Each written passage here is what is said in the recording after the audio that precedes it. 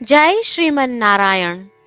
રામાનુજદાસ શ્રીમાન ગટ્ટુ વેણુગોપાલ સ્વામી દ્વારા વર્ણન કરેલ શ્રીમદ ભગવદ્ ગીતાનું ગુજરાતી ભાષાંતર હું આપને કહી રહી છું. અધ્યાય 10 વિભૂતિ યોગ, શ્લોક 33. અક્ષરાણામ અકારોસ્મિ દ્વંદ્વઃ સામાસિકસ્ય ચ અહમેવ અક્ષયઃ કાલો ધાતાહં વિશ્વતો મુખઃ.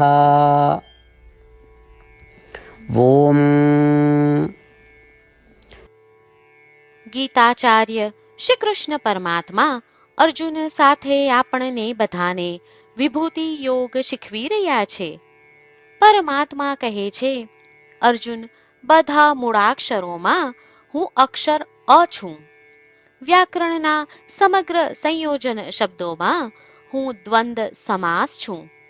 અર્જુન, હું સમય છું જે અવિનાશી છે, અને હું સૃષ્ટિના સર્જન કરતા ચતુર્મુખ બ્રહ્મા છું. અક્ષર અ એ સૌથી પ્રથમ અક્ષર છે, અને તે બધા અક્ષરો અને ધ્વનિનું કારણ છે. તે જ પ્રમાણે શ્રીમન નારાયણ સર્વ જીવોમાં પ્રથમ અને સર્વ જીવોના કારણ છે. તેથી વેદો કહે છે કે શ્રીમન નારાયણને અ અક્ષરથી સંબોધવામાં આવ્યા છે. શ્રી કૃષ્ણ પરમાત્મા કહે છે કે તેઓ અક્ષર અ છે, અને એ અક્ષર અમાં તેમણે પોતાનું ઉચ્ચ તત્વ રાખ્યું છે. દ્વંદ સમાસ, જ્યાં બંને શબ્દો સમાન રીતે મહત્વપૂર્ણ અર્થ ધરાવે છે અને બંને શબ્દો મહત્વપૂર્ણ રહે છે. શ્રી કૃષ્ણ પરમાત્મા કહે છે કે તેઓ તે દ્વંદ સમાસ છે, અને તેમણે દ્વંદ સમાસમાં પોતાનું તત્વ ઉચ્ચ રાખ્યું છે. સમય અવિનાશી અને અનંત છે. શ્રી કૃષ્ણ પરમાત્મા કહે છે કે તેઓ સમય છે, અને સમયમાં તેમણે પોતાનું તત્વ ઉચ્ચ રાખ્યું છે. ચતુર્મુખ બ્રહ્મા, જે નિરંતર 4 મુખો દ્વારા 4 વેદોના જાપ કરે છે અને અદ્ભુત સર્જન કાર્ય સંભાળે છે. આ પ્રમાણે ચતુર્મુખી બ્રહ્મા એ પંચમુખી, ષષ્ઠમુખી અને બહુમુખી દેવતાઓ કરતા શ્રેષ્ઠ છે. શ્રી કૃષ્ણ પરમાત્મા કહે છે કે તેઓ ચતુર્મુખ બ્રહ્મા છે, અને તેમણે ચતુર્મુખ બ્રહ્મામાં પોતાનું તત્વ ઉચ્ચ રાખ્યું છે.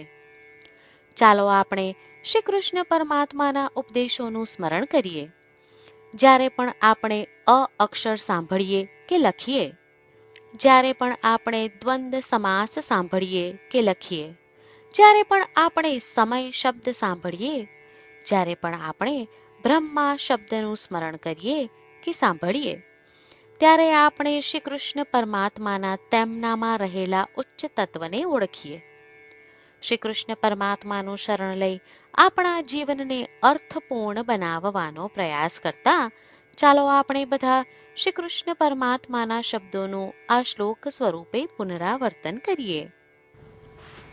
અક્ષરાણામકારોસ્મિ દ્વંદ્વઃ સામાસિકસ્ય ચ અહમેવાક્ષયઃ કાલો ધાતાહં વિશ્વતો મુખઃ. શ્રીમન્નારાયણ કરિષ્યે વચનં તવ. સર્વં શ્રીકૃષ્ણાર્પણમસ્તુ. જય શ્રીમન્નારાયણ. શ્રી કૃષ્ણ પરમાત્માએ આખી ભગવદ્ ગીતાનો સાર અધ્યાય 18ના શ્લોક 65 થી 70માં 8 ઉપદેશ દ્વારા કહ્યો છે. શ્રી કૃષ્ણ કહે છે, જે મારા આ 8 ઉપદેશ અનુસરે છે તે મને પ્રિય છે. એ સર્વે ભક્તોનું હું બધી જ રીતે રક્ષણ કરીશ. શ્રી કૃષ્ણ પરમાત્મા પાસેથી આખી ભગવદ્ ગીતા સાંભળ્યા પછી અર્જુન કહે છે, કરિષ્યે વચનમ તવ, એટલે કૃષ્ણ, હું તમારી આજ્ઞાનું પાલન કરીશ, તમે કહો છો એમ કરીશ. અને આથી જ શ્રી કૃષ્ણએ દરેક પ્રકારના યશ અને વિજય અર્જુનને આપ્યા છે. તો ચાલો આપણે પણ પરમાત્માને 8 વાતો પાળવાનું વચન આપીએ. પરમાત્માને આપેલા વચનથી મોટી કોઈ પૂજા, તપ કે યજ્ઞ નથી. 8 પ્રતિજ્ઞાઓ જે આપણે લેવી જોઈએ તે હું હવે કહું છું. આપ સૌ પણ એનો મન અને હૃદયથી વિચાર કરો. આ રીતે શ્રી કૃષ્ણને વચન આપતી વખતે આપણે સૌ શ્રી કૃષ્ણની હસતી મુખમુદ્રાનો મનમાં વિચાર કરીએ અને પરમ આનંદનો અનુભવ કરીએ.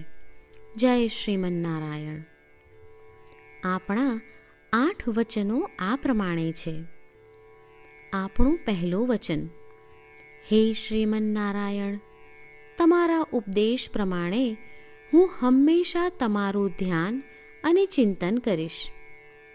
આપણું બીજું વચન: હે શ્રીમન્નારાયણ, તમે કહ્યું છે તેમ હું સદાય તમારી ભક્ત રહીશ.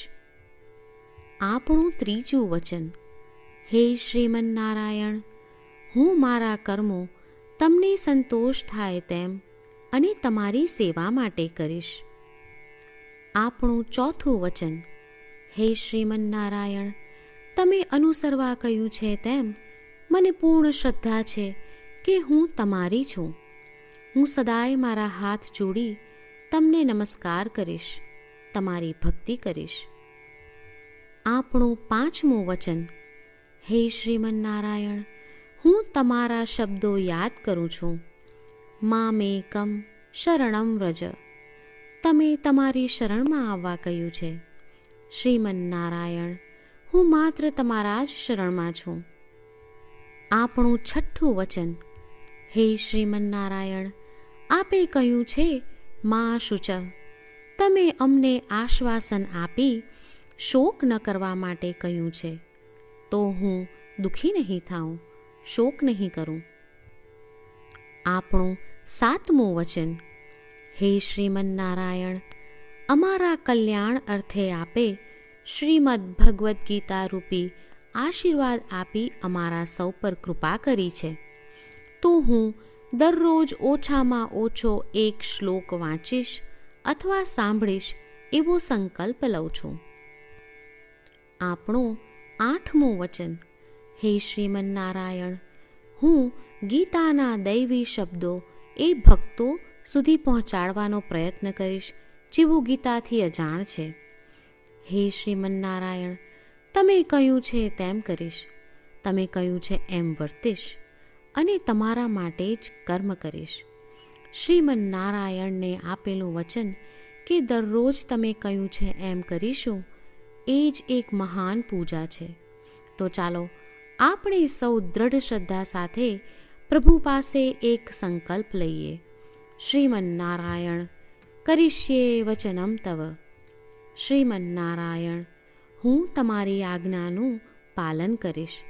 સર્વમ શ્રી કૃષ્ણાર્પણમસ્તુ. જય શ્રીમન્નારાયણ. અક્ષરાણામ અકારોસ્મિ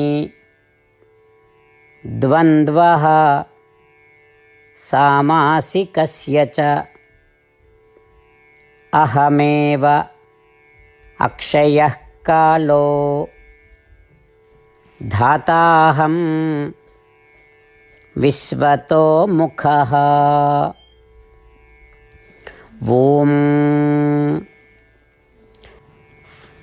અક્ષરાણામકારોસ્મિ દ્વંદ્વઃ સામાસિકસ્ય ચ અહમેવાક્ષયઃ કાલો ધાતાહં વિશ્વતો મુખઃ. શ્રીમન્નારાયણ, કરિષ્યે વચનમ તવ. સર્વં શ્રીકૃષ્ણાર્પણમસ્તુ. જય શ્રીમન્નારાયણ. જય શ્રીમન્નારાયણ. તમામ ભક્તોને ખાસ વિનંતી: આપણા જીવનની દરેક બાબતોમાં આપણે તાત્કાલિક અને અસરકારક પરિણામો ઈચ્છીએ છીએ. આ પ્રાપ્ત કરવા માટે ચાલો દરરોજ 1 મિનિટ ફાળવીએ અને નારાયણાસ્ત્રમ વાંચીએ. નારાયણાસ્ત્રમ મેળવવા માટે તેની વેબસાઇટ જે www.narayanaastram.org છે તેના પર જાઓ અને રજિસ્ટ્રેશનમાં તમારું નામ અને ઈમેલ આપો. તમે આપેલા ઈમેલ પર તમને નારાયણાસ્ત્રમ PDF પ્રાપ્ત થશે. PDFમાં રામાયણનો એક શ્લોક, ગીતાનો એક શ્લોક અને એક વિષ્ણુ નામ છે. આ 3ને નારાયણાસ્ત્રમ કહેવામાં આવે છે. દરેક વ્યક્તિને આ શ્લોકોનું અલગ અલગ સંયોજન પ્રાપ્ત થાય છે. જ્યારે દરેક વ્યક્તિ 24,000 ભક્તો સાથે તેમના નારાયણાસ્ત્રમને દરરોજ વાંચે છે અથવા સાંભળે છે, ત્યારે સમગ્ર રામાયણનું 1 વાર પારાયણ, શ્રીમદ ભગવદ્ ગીતાનું 33 વાર પારાયણ અને વિષ્ણુ સહસ્ત્ર નામનું 24 વાર પારાયણ રોજ પૂર્ણ થાય છે. આ એક અદ્ભુત અને અસાધારણ પરિણામ છે. તેથી તમે અને તમારા પરિવારના સભ્યો તરત જ વેબસાઇટ પર જાઓ અને તમારું નારાયણાસ્ત્રમ મેળવો. જય શ્રીમન્નારાયણ.